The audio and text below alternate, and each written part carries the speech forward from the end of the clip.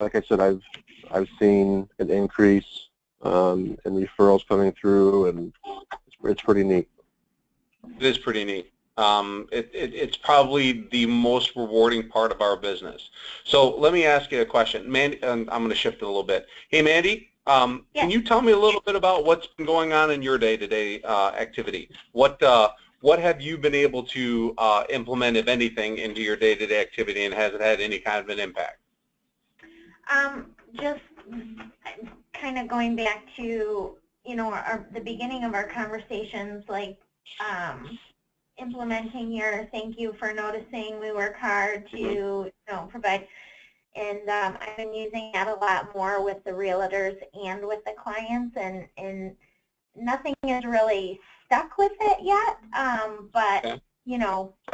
Just asking, I guess, is kind of setting the base for making it a habit. Right. Right. And your role in this isn't so much to be the originator. Well, your role in this is really just to help continue to amplify the relationship that Steve and Jeff have with the agents and the clients. By the act of what you do, from what I understand, is pretty phenomenal. You do an amazing job. And when you do create those moments where people acknowledge you for doing a great job, all you're doing is kind of reiterating the same message that hopefully Jeff and Steve are having with the audience. And I think any time that we can repetitively say that over and over again, it just helps to drive in the message. And the message that I always sought to have was, if I had somebody else pick up the phone and call one of my clients, that my clients could, with 100% certainty, know that I was counting on them to refer me. That was it. That was the only message that I wanted every client to have abundantly clear in their head as they started the process with me and went through it. And the only way that you can do that, because in all fairness, Mandy and Steve, both you guys are involved in really separate parts of the transaction. Mandy, do you talk to a lot of the realtors during the process? Yeah, I do. I communicate with a lot of them on a daily basis. Right. And do you find yourself talking just about the process and the loan stuff, or do you find yourself talking about other aspects of the relationship that the realtor has with you guys? Or, I mean, do you find yourself chit-chatting with the agents? Not really. Not really? Not really. It's generally emails wanting to know when the loan's closing. So, but I can expand on those emails, if the opportunity kind of presents itself. You know what? I think a lot of times we are always in reactive modes in our business. Like, I think most of what you do every day is probably reactive. Do you typically find yourself responding to the emails, or do you find yourself being the one that sends out the emails? No, I generally am responding. Okay, so what that means is that the agents are seeking out information that they don't feel like they've gotten from anybody else. Now, help me understand. Steve, do you two work, I mean, do you guys have a lot of communication throughout the day? Do you guys talk to each other about the process of the loans that are going through the system, or are you guys on opposite ends of the world? Opposite ends of the world, really, because right now Jeff is filling in for the loan coordinator position. So whoever he hires for that position, that's who I'll be working side by side with. Got it. But then, so tell me what happens when you guys take a loan in. So Steve, let's say you take a loan application, you turn it in. At what point do you stop talking to the client, and does Mandy start picking up the phone and start talking to the realtors? Once we have a complete file of docs. So once we have all income docs in, and they, the rates kind of figured out, programs figured out. Once it goes to underwriting officially, that's when Mandy takes it over. Okay. So Mandy, do you talk to the client and the realtor once it goes into underwriting, and you chase the conditions and all that stuff? Yes. Okay. So you stand to be in probably the best possible position to get more wows and thank yous than anybody else. Because what you're basically involved in doing is gluing all the pieces of the puzzle together. you're the one that's kind of responsible to kind of put it all together and formulate a, it's like somebody goes out and buys all the ingredients and they put it on the countertop and say, here you go. And your job is to put it all together and then to bake it, right? Pretty much, yeah. Is that a fair guess, or am I off? No, that's accurate. Okay. Okay. So Steve, when do you get back involved in the file? When do you get engaged with the loan process? And let me give you a reason why I'm asking these questions. Because we have several moments throughout the loan process where I know for a fact that we can show up and leverage the relationship to our advantage. And I'm wondering when you get involved and when you stop being involved, and if you ever get re-engaged in the file, Steve, through the process, or once it's turned over to Mandy, it's basically forgotten and you move on. That's actually what happens. Is once it goes to Mandy, I'm out of it. And it's more of to create like a turn and burn kind of thing where I'm just going on to the next one and we're moving through them. Okay. Okay. So the challenge that I have with that model, not that it doesn't work, is that, well, let me ask you guys this question. Do you think the client is capable of referring you after you turn the file over to Mandy, Steve?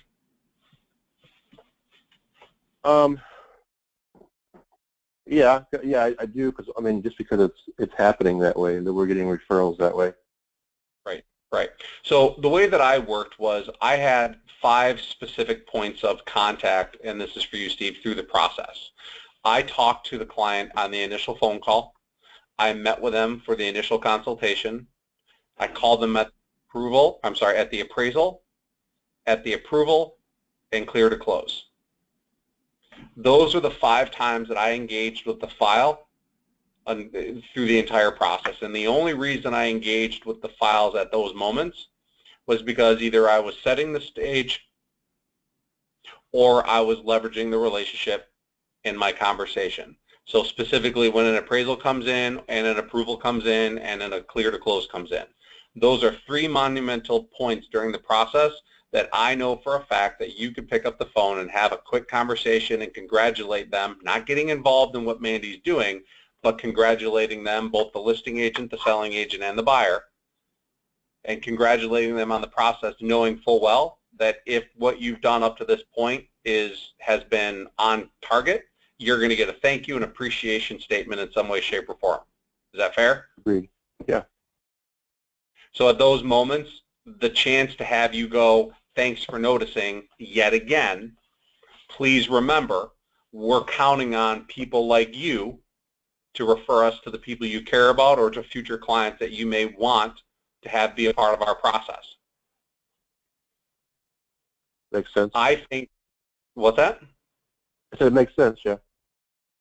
I think that if my income and my future in this industry was predicated on my ability to build relationships and to generate more referrals, I would take those 3 stages, the appraisal, the approval, and the clear to close, very seriously. And I think it actually helps Mandy, because if Mandy's having multiple conversations through the process and she's dropping hints like that and she's having email conversations with them, it stands to reason that it shows consistency through the process, and it shows that you both are after the same thing. I know that Mandy's probably an amazing communicator. I probably think that she does an amazing job and gets a lot of accolades for the work that she does do. But I think at the end of the day, her role and responsibility is slightly different. And if I was you, I would be working, I wouldn't say side by side, but I would have a formulated plan on how every file, you could touch the file at least 4 to 5 times and have those specific conversations, because that complements and amplifies the relationship that Mandy's having with every client and every realtor. But in a lot of ways, what she's doing is she's really on the defense. She's sending out emails in response to all the other emails that are coming in. And her process is still about just moving the file through the process and getting it, to be on target. Her job is really to make the promises come true that you and Jeff make. So she's the promise keeper. You guys are the promise makers. And the reality is that you being involved in the file keeps you, top of mind to the client. But more importantly, it helps create a unified front that you guys want to show to everybody else. I don't think having you be completely disengaged from the file at the moment that the loan gets over to Mandy is probably the best option and the best use of your time. I think if you could engage the file for at least maybe 2 to 3 more calls, I think you'd find greater opportunities to ask for help and to have people not keep you a secret. Okay. Mandy, if Steve gets involved in that process, does that help you in any way, shape, or form? I mean, I guess it doesn't necessarily help me per se. I think that it just shows the client that we all, I mean, not that they don't think that we care, because I know they do, but I think it shows them that, we don't just, pass them off to the next person like, oh, you're done with me, so I'm going over to you. You know what I mean? It just keeps them warm and fuzzy, I guess. And that's really what I'm after. I'm not saying that the system doesn't work as it stands, but if our goal, if both of your goals is to help grow the business and be rewarded for the growth of the business, and your effort is really translated into how many current client referrals you get, your ability to set the stage and go through the process in the beginning, Steve, then gets handed off to Mandy. And if Mandy continues to carry that torch and articulates it and reminds the people, it makes your job circling back around with them during the appraisal call, the approval call, and the clear to close call, then it stands to reason that you guys show up having the same message repeatedly over and over again. You might find that the client's going to be much more capable of referring you because they've heard the message over and over and over again. And I think you being engaged in the loan process through the entire process, at least at those stages, doesn't mean that you have to get involved in the minutia and the details that Mandy's taking control over, but it does give you the points that I feel like are the best chances for you to walk in, get a wow and a thank you, and then walk away without being so involved that you start changing lanes and getting involved in other things that you shouldn't be. It worked really well when my practice was running because it gave me specific points that I knew that I had to be involved in. And Mandy's right. The client sees a different level of value and interaction, and you create a relationship in the beginning with the client, don't you, Steve? Yes. That's the amazing part, is that you create such a great relationship. And Mandy's right. When you stop communicating with them and Mandy takes over, you really lose that momentum of being able to capitalize as much as possible on the client relationship during the process. Would it be too much to involve yourself with calling those clients during those other 3 stages? No, not at all. It makes a lot of sense. I'm happy to contribute any way I can. Yeah, and I mean, when I looked back at the reason why I was doing it, I could either make calls to people that didn't know me, like me, and trust me, and I could go out there and try to sell myself, or I could really take great care of the clients that were going through the process, and I had to learn the hard way about not stepping on other people's toes during the process. So I came to the conclusion that instead of being involved in every detail, I just narrowed it down to those 3 processes as being the best use of my time and engaging with the client. And that gave me the greatest strength to leverage the relationship, which helps to capitalize on the relationship that Mandy's built, the relationship that you've built, and it kind of keeps it all in this. I mean, the perception that the client has is that you're still engaged in the loan, and if they truly have a relationship with you, and if you're truly asking for referrals, and if you truly care, it really just shows them that you're still involved. You don't have to be steering the ship, because that's Mandy's job during that point, but you can definitely still be the face of the of the process. Sure. And at the end, all that we're after is more current client referrals. And if you both are getting current client referrals through the process, you both are the reason. Both of you contribute to that process. And I think that's why if you guys work side by side, or at least are engaged with each other every day, it makes the best possible chance that you can capitalize on those relationships to the fullest. It worked for me, and I have to believe that works for others. Right. Does that make sense? Yes. So has there been anything that's been causing you guys challenges? Whether it's with a process, whether it's with a conversation, whether it's with connecting with a realtor or connecting with a client, or are you guys just humming along and things are just rosy? I don't know if it's rosy, but Hey, even a rose has a thorn, Mandy.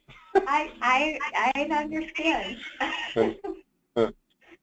So the reason I ask that is because I know we've talked about the triangle of trust concept and the process, and I'm curious to know if you guys understand how powerful that conversation can be when you run into a difficult situation and a difficult conversation.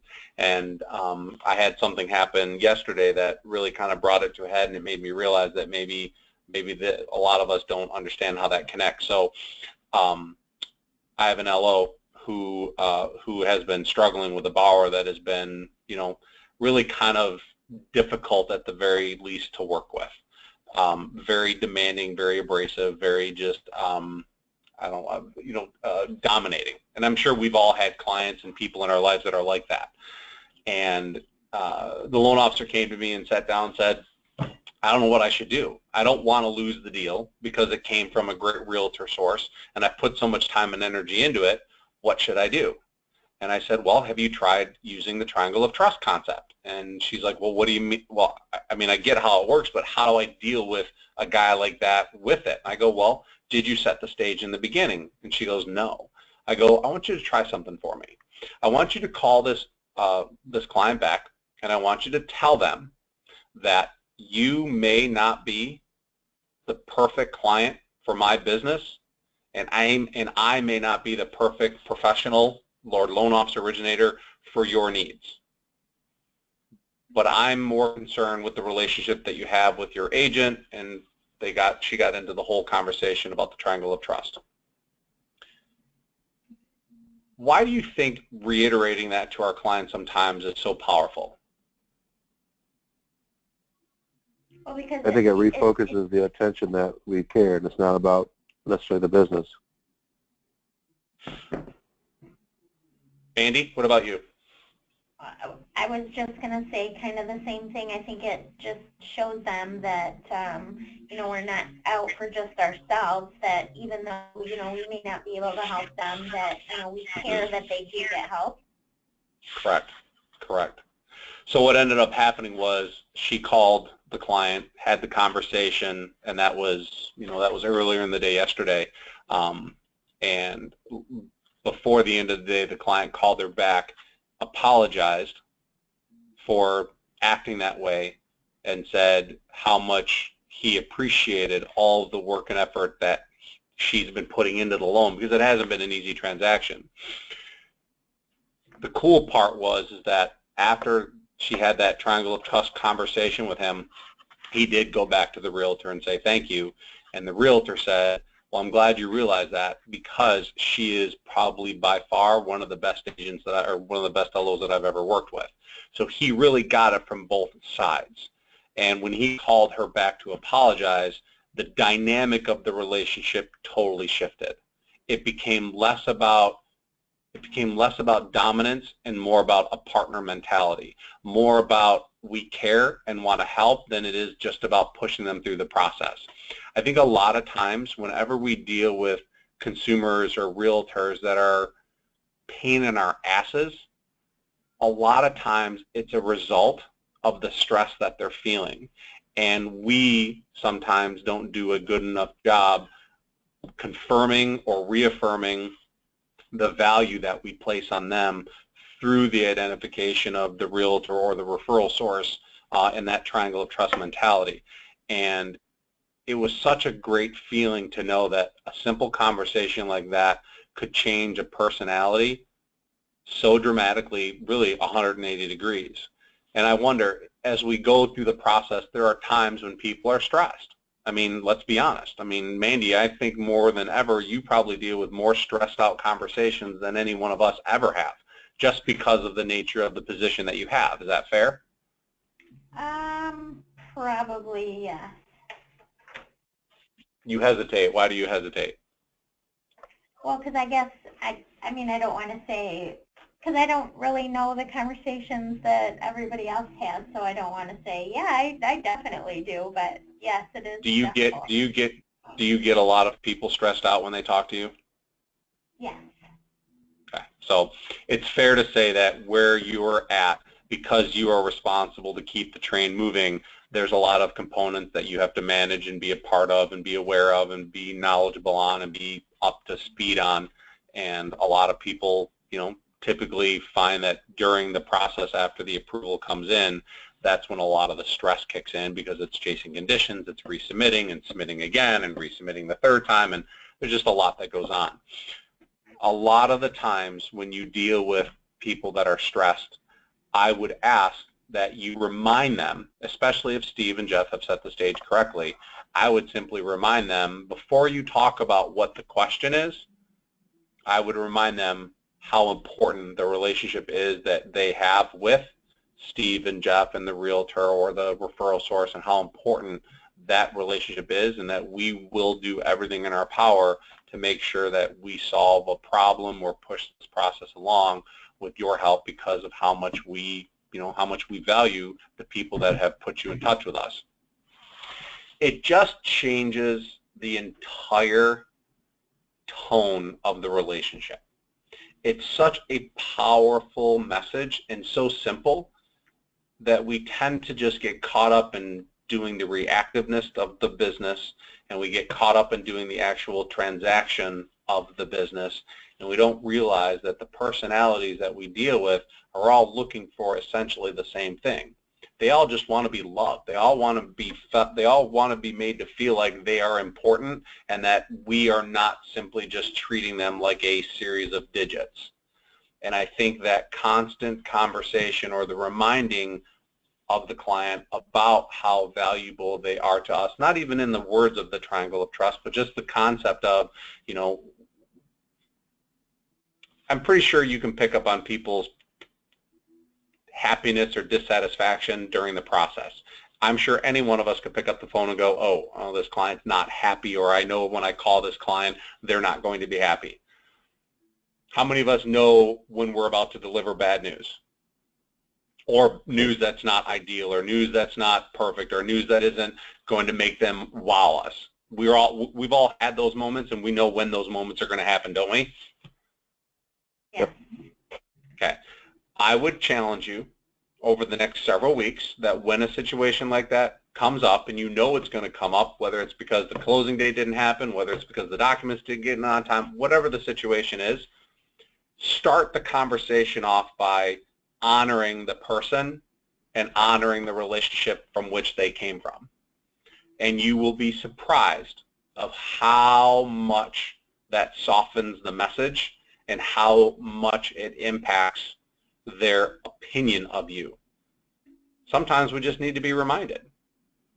And I would love to see that happen, because, again, this goes back to, as you go through the process, what are the 3 things that we get paid to do? We get paid to what, Steve? We refer. Well, we get paid to write loans. We don't get paid. You don't get paid to write loans. You get paid to originate relationships. That's what you get paid to do. Mandy gets paid to close loans. You get paid to consult. You get paid to negotiate, and you get paid to manage people's fears and expectations. Do you remember that conversation? Yep. The managing of fears and expectations for people is the #1 reason why we don't get referrals. That's the #1 reason why people leave the transaction with a sour taste in their mouth. And this reminder of how valuable they are to us because of where they came from is it's a very subtle way of managing their fears and expectations. It doesn't mean you avoid the conversation of what needs to happen or what is being presented. It just means that there's the right way, there's the better way, and there's a wrong way to deliver the message so that people always remember how you make them feel. And when you communicate that message and then on the heels of it you tell them, remember I told you that at some point you weren't going to like it, the process was going to be stressful, well, this is where we're at. And I'm willing to bet you that the message that you give at that point will come across in a much different way than it would if you just picked up the phone and said, well, the VOE didn't come back as planned and it took us 2 weeks to get it. Unfortunately, this is for sure going to push out our closing date, blah, blah, blah, blah, blah. Does anybody see how that might be a positive way of delivering a message in a much more subtle but yet amplifying way? Right. Absolutely.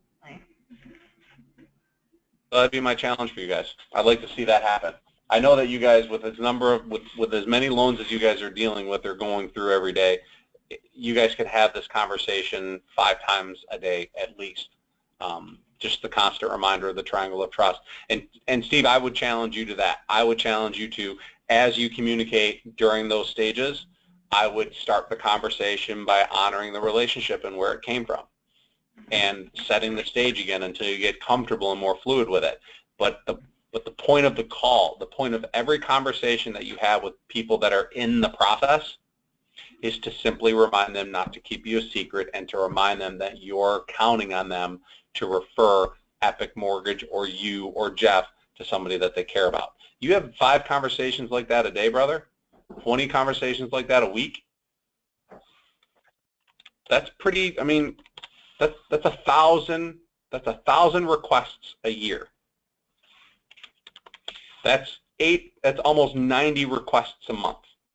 I have to believe that if you were having 90 of those conversations a month, you're going to see some return on your investment, don't you think? Yes. So are you doing it? Absolutely. Good. Awesome. Awesome. Well, that's my 2 cents for today, guys. You guys have any questions for me? Yeah. No. No? Nothing? Not really. No. All right. Thank you, guys. I appreciate your time. I'll send you guys out the replay and send Jeff a copy of it as well. If there's anything I can do to help in the meantime, Steve, feel free to reach out to me. Mandy, my door is always open as well, guys. Have a great afternoon. Enjoy the rest of your week. Thank you so much. Thank you. You too. Take care, guys. See ya. All right. All right. Bye-bye. Bye-bye.